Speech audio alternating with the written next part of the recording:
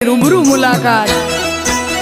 દાડો જાય એમ મારી ચડતી ને આ વસ્તી વિચાર કરતી